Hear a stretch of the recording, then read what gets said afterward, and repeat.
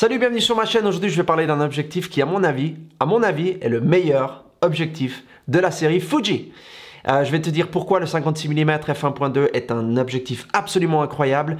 Pourquoi, si tu le possèdes déjà, tu devrais le garder et ne pas acheter le 50 f1 ou f2, ou pourquoi tu devrais l'acheter si tu ne le possèdes pas encore. Donc, je te dis tout ça dans une petite seconde. Ne bouge pas!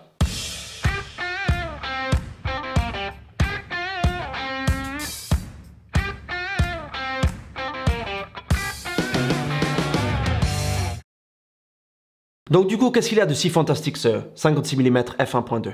Eh bien, pour commencer, c'est un objectif qui a une ouverture très large. Donc on parle de f1.2, ce qui est largement suffisant pour la plupart des cas, de façon à pouvoir quand même garder une mise à point sur ton sujet.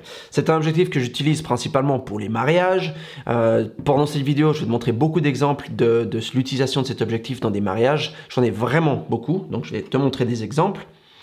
La chose que j'apprécie, c'est le fait qu'il soit aussi compact. Le 50 mm f1 est beaucoup plus gros, il fait pratiquement le double sur tout, le poids, la taille, c'est le double sur tout. Et tu gagnes un tiers de stop, donc tu passes de f1.2 à f1. Donc en termes de ouverture du diaphragme, on ne parle pas d'une énorme différence. Donc la profondeur de champ ne sera pas vraiment très différente et la quantité de lumière qui rentre non plus. Tu peux compenser ça avec l'ISO s'il faut et tu ne verras pas une énorme différence. Une chose qui est importante lorsqu'on fait des mariages, c'est évidemment de rester léger.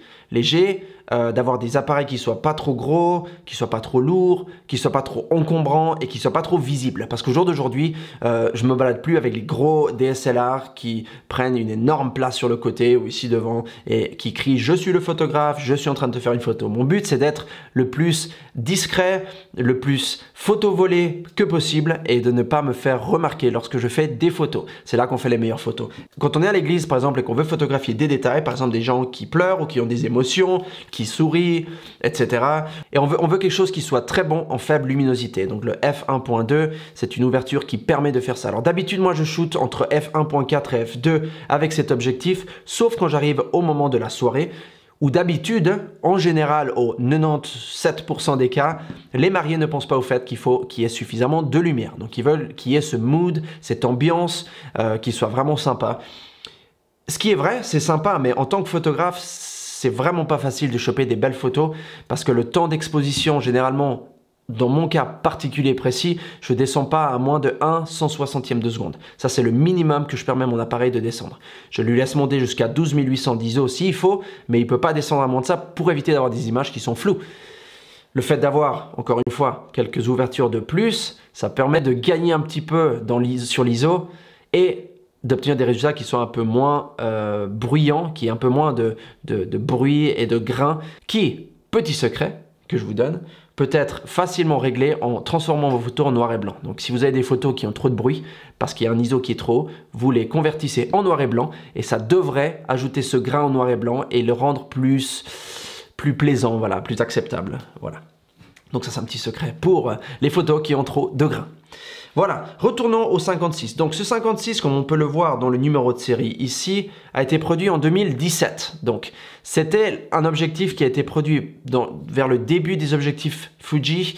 Maintenant, évidemment, ils ont sorti beaucoup d'autres objectifs, le 50 f2, le 50 f1, ils ont récemment fait un 33 f1.4. Donc ils ont quand même fait des objectifs qui se rapprochent de cette longueur focale. Personnellement, je pense que le 56, c'est celui qui se rapproche le plus du 85 mm, donc celui qui est parfait en full frame pour faire des portraits. Et au niveau du verre, je veux dire, la quantité de verre qu'il y a ici devant est juste fantastique, c'est incroyable. Je veux dire, c'est vraiment, je ne saurais le stresser suffisamment, l'objectif numéro 1, si je devais en garder qu'un, ce serait celui-ci. Évidemment, ce n'est pas un objectif que vous utilisez pour faire de la photographie de tous les jours, même si on pourrait, mais ça c'est un autre sujet.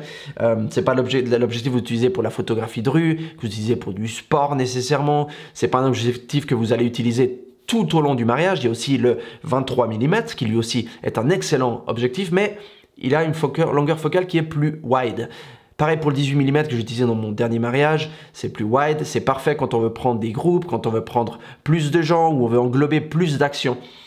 Mais vous allez je pense, je shoot quoi, 75% j'utilise cet objectif dans un mariage. Donc je shoot beaucoup plus de photos avec celui-là avec le 56 mm qu'avec un 23, un 18 ou un 16. Voilà. Donc ma conclusion, maintenant que vous avez vu quelques-unes des photos que j'ai photographiées avec ce 56 f1.2, c'est si vous pensez vendre cet objectif pour acheter le 50, ne le faites pas. C'est vrai, il est plus rapide le 50 au niveau de la mise à point, il est plus moderne, tout ce que vous voulez. Celui-ci est un peu plus lent au niveau de la mise à point, mais est-ce que ça fait vraiment une différence? Si vous prenez un XT3, XT4, XS10, etc., qui sont plus récents, qui ont des capteurs X-Trans 4 ou juste des capteurs plus récents, vous n'allez pas voir une énorme différence parce que ça améliore la mise à point en faible luminosité. Mais autrement, honnêtement, personnellement, j'ai jamais eu un souci à faire des photos avec ça, que ce soit au niveau du bruit, que ce soit au niveau de la vitesse de mise à point, que ce soit au niveau de la taille. J'ai juste pas eu de soucis et mes photos sont spectaculaires. Je trouve ça donne vraiment des rendus qui sont hors du commun. C'est un très bon piqué. Je pense que c'est vraiment l'objectif numéro 1. Voilà, je sais que je me répète un petit peu, mais à mon avis, si vous avez l'opportunité de l'acheter, prenez celui-ci. Laissez tomber le 50 mm f1. 50 mm f2, je le trouve vraiment pas mal, mais pas aussi bon que celui-ci. Voilà, donc ma conclusion c'est ça. Achetez-le si vous en avez l'occasion. Et je vous retrouve comme d'habitude dans ma prochaine vidéo. J'ai une petite surprise pour vous qui arrive de chez Nissi. Je peux pas encore vous dire ce que c'est parce que ça n'a pas encore été annoncé, mais ce sera quelque chose de particulièrement sympa. Voilà, à tout bientôt. Bye bye.